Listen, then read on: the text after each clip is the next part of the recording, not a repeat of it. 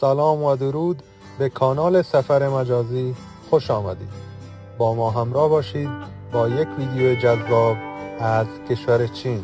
چین کشوری باور نکردنی است که برخی از شگفت‌انگیزترین مناظر جهان را در خود جای داده است. وقتی از روی نقشه به چین نگاه کنید خواهید فهمید که چقدر بزرگ است این کشور. با 14 کشور مختلف مرز مشترک دارد که بیش از هر مکان دیگری روی زمین است. مناظر چین از هیمالیا گرفته تا کوههای کاریس مناظری عجیب را نمایان می کند. مناظری است که توریست ها از دیدن این مکانها لذت می برند.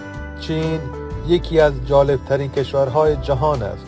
چیزهای زیادی درباره چین وجود دارد که شاید ندانید. اگر می‌خواهید با فرهنگ مردم و دیدنی‌های این کشور آشنا شوید با من همراه باشید. از کوههای جادویی پارک ملی ژانگجیاتی شروع کنیم. چین کارخانه برخی از عجیب‌ترین مناظر جهان است. پارک ژانگجیاتی مملو از ستون‌های صخره‌ای است که از کف جنگل بالا می‌رود. اینجا پوشیده از گیاهان سرسبز و ابرهای مه آلود است که به جادوی آن می‌افزاید.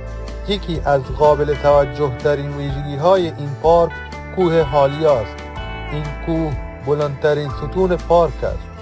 این پارک مساحتی برابر با 130 کیلومتر دارد که در سال 1992 توسط سازمان یونسکو به ثبت رسیده است.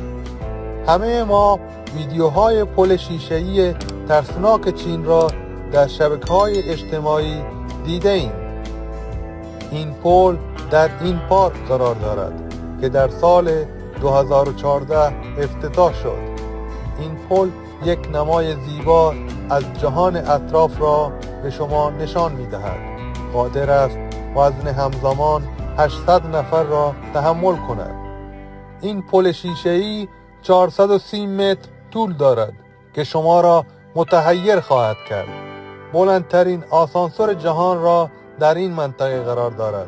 این آسانسور در مدت 2 دقیقه شما را 326 متر به بالا انتقال می دهد و ظرفیت آن 50 نفر است. نزدیک به 2000 نفر از این آسانسور استفاده می کنند. طبیعت چشمانداز این مکانها الهام بخش کوههای شناور در فیلم اواتار است. برای دور زدن پارک می توانید سوار تلکابین شوید یا در اطراف این کوههای با شکوه پیاده‌روی کنید. هر آنچه را که از طبیعت انتظار داشته باشید در این پارک خواهید دید. اگر به شهر سیچوان بروید، سیچوان که در جنوب قرار دارد شهری باور نکردنی است. این شهر برخی از بهترین مناظر این کشور را در خود جای داده است. یکی از دیدنی ترین مکانها در این شهر کوههای آن است. این کوهها شما را یاد دولومیت های ایتالیا می اندازد. یکی از چشمگیرترین کوهها کوه سونگونیان است که حدود 5 ساعت از چیندو فاصله دارد. برای هزاران سال چیندو نقش مهمی را در تاریخ این کشور ایفا کرده است. این روزها چیندو شهری صنعتی است که با سرعتی باور نکردنی پیشرفت می کند. شهری که مناسب برای آشنایی با فرهنگ و مردم این منطقه است. این شهر دارای 14 دانشگاه از جمله دانشگاه سیچوان و همچنین خانه‌های سنتی و باغ‌های چایی است. از جاذبه‌های این شهر می‌توان به گشت و گذار شبانه اشاره کرد. در این شهر شاهد پانداهای گول‌پیکر در محیط زندگی خودشان خواهند بود. این منطقه در میان کوه‌هاست. 60 گونه مختلف پستاندار و 300 گونه پرنده در آن زندگی می‌کند. بودای بزرگ لشان بزرگترین مجسمه بودای جهان است که ساخت آن 90 سال طول کشیده است. این مجسمه که تمام آن از یک سنگ ساخته شده 71 متر ارتفاع دارد و یکی از بهترین جاذبه‌های چین محسوب می شود.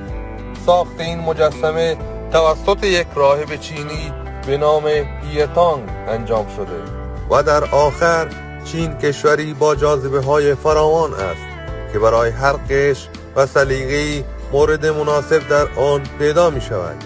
در کشور چین می توانید از ترکیب جذابی از جاذبه‌های تاریخی، مدرن و طبیعی بهره مند شوید که هر ساله میلیون‌ها مسافر را به این کشور می کشاند.